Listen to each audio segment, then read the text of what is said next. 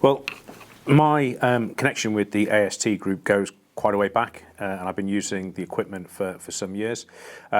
It was quite a natural thing to do, was to approach the AST group, just simply because I've had a connection with them before on my expeditions, and I always found that the professionalism and the capability and just the sheer willingness to engage has been absolutely outstanding. So it was quite normal and quite natural to come back to AST and ask if they would be willing to get involved and support the expedition.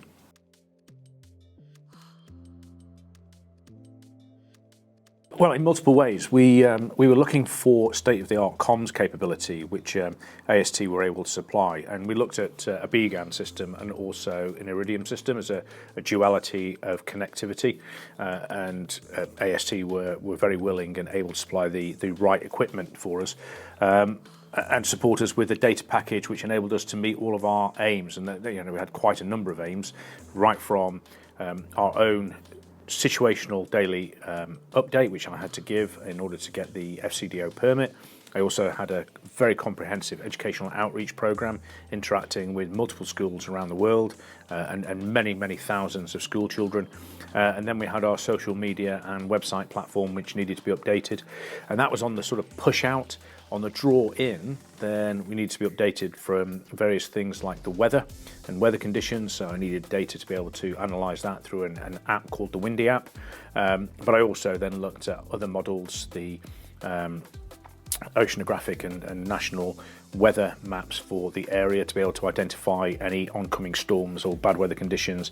And ultimately, one of my big things was being able to draw down imagery of topography to be able to see potential routes through crevasses. And so it was both a push out and a draw in requirement that I had in terms of data. And the equipment managed all of that in extremely hostile conditions superbly.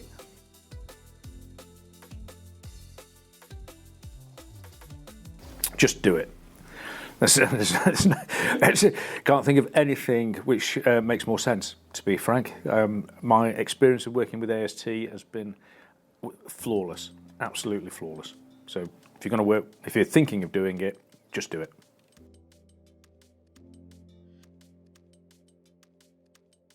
So one of the things that was available to us was to manage our data or control the data, and AST were able to provide a management system which actually allowed me to close down elements of data transfer. So my team were all using their individual devices for connectivity, but I had my priorities, and my priorities were the situational update, the educational outreach, and the social media platforms.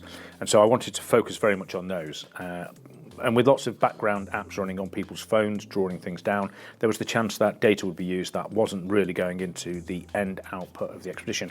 So the AST were able to identify and close down apps remotely, so that we weren't using data for things that we didn't need. And I think that's really important, because part of my expedition credentials, it was all about doing the green expedition, and therefore offsetting our carbon footprint. So minimal data transfer was a component of that, and having the technology to be able to, and the management system by AST to be able to do that as a leader was critical.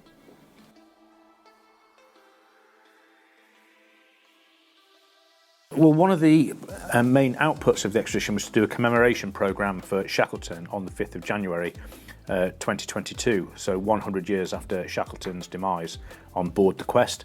And I had multiple groups who had been involved with the expedition, sponsored the expedition, assisted the expedition, who were all really keen on being involved in that commemoration aspect. And so, as well as putting it out live through the BBC, we were also sending it out live through our own channels, and therefore having faultless connectivity, which actually allowed the picture transmission of the event to go out without any glitches, was a critical component. And as I say, it did work flawlessly. I can't think of any way it could have been enhanced.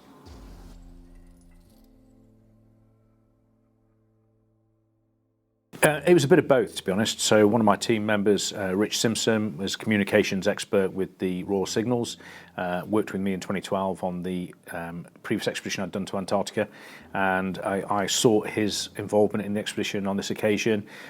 He was looking at the various equipment pieces, and then it was Rich in collaboration with AST who decided on the package that was right for us, both the equipment package and the data package. And I very much left that to Rich to do, as he was the SME, but I know he was hugely impressed with what AST provided.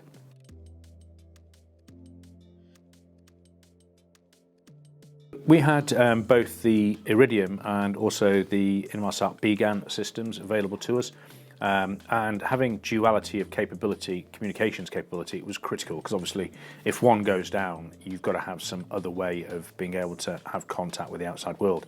And part of the approval of my expedition was through the FCDO, and they required me to have complete communications capability at all times, which was what that duality of capability with the AST provided.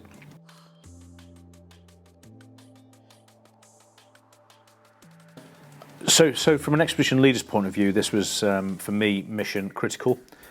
The ability to focus specifically on what my outputs were and minimise my carbon footprint was all hinged around having control of the data pathways that were going to be used.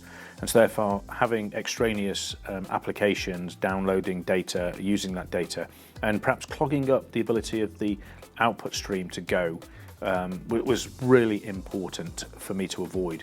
And by using the Integra technology and using AST's really professional help service, we were able to close down all of the avenues that would have just eaten data, but also more importantly, they would have interrupted the flow of data out that I was trying to send, because it had been working both at the same time. So we closed everything down. So when we wanted to send stuff out, we sent stuff out, and then when we wanted to receive, we were able to receive. That's how it worked, and that's why it worked so well.